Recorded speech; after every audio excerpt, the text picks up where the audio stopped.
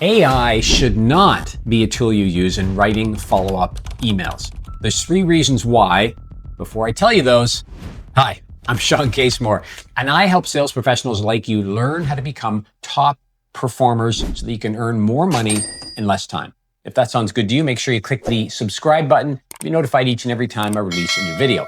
Now, at this time, the time of recording this video and very shortly after, AI is emerging quickly. It's being used in many different areas, and it can be highly valuable in many different areas. But here's the thing.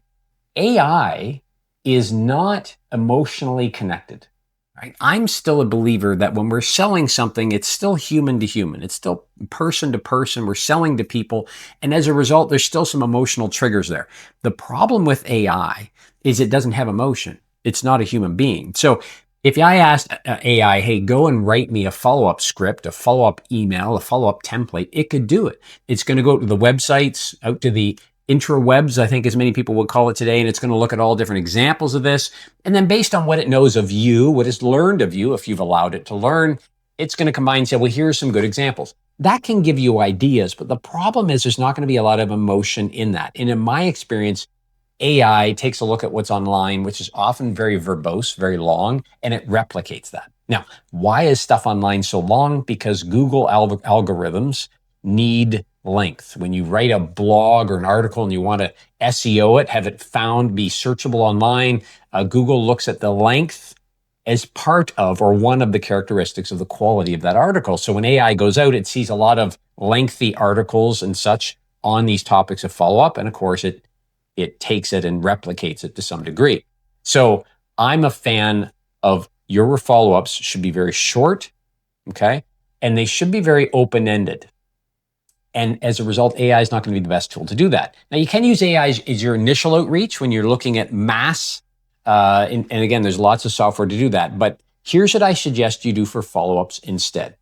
For each follow-up you have, really focus on that prospective client or customer, the specific conversation or information exchange that you've had, and the specific needs they said they have.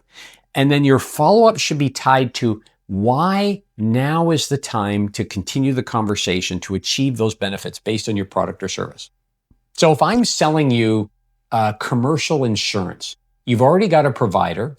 Let's assume for a moment you reached out to me because it's coming renewal time and you're looking at rates. You're wondering if you can get your insurance cheaper. We share back and forth. Maybe I even do an assessment of your coverage, identify some gaps in that coverage. And let's say my price is not going to be any better. It's going to be the same or even slightly higher. What's a good follow-up? Well, if you say, well, look, Shawn, I appreciate your time. We'll give this some thought. How do I follow up to that? Well, my follow-up has to come back to why you reached out to me in the first place. So I might say, Susan, happy to set up a future discussion, but let me suggest based on my experience in the industry, we need to address these gaps quickly because the risk far, far outweighs the expense. There's 3 reasons for this. If you have 5 minutes, I'm going to be in your area next Tuesday. Would love to stop by and share with you some examples of other companies that face the same situation. Now, again, that's my first time attempting. I don't script these videos out. I put a few bullets down. I could probably improve on that. I hope I could improve on that if I did it more and more, but you get the idea. The key in follow-up is coming back to the initial need that specific client had, personalizing that need, quantifying it if you can, if you've got enough information to do so, and then compelling them as an individual to meet. So for example, I'm going to be in your area, would love to stop by if you have 5 minutes. The keys there are, I'm in your area, so why wouldn't you talk to me? This is a chance to meet face-to-face and maybe get to know the person behind the communication a little bit more. And I'm only asking for 5 minutes of your time. So when it comes to follow-up, for those reasons, I'm not a fan of using AI. Use it to get some ideas for your outreach, but your follow-up needs to come back to the specific discussions with each prospect, their specific needs, why they reached out in the first place, and you need to really give them a compelling reason to want to reconnect and meet.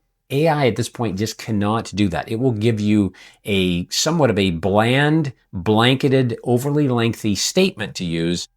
And I mean, it might work, but in most cases, in my experience, it does not work. And people, right, your prospects are getting an increasing sense of what's AI versus what's not, simply because of the length and the blandness of the email. This is where you as a salesperson can really stand out.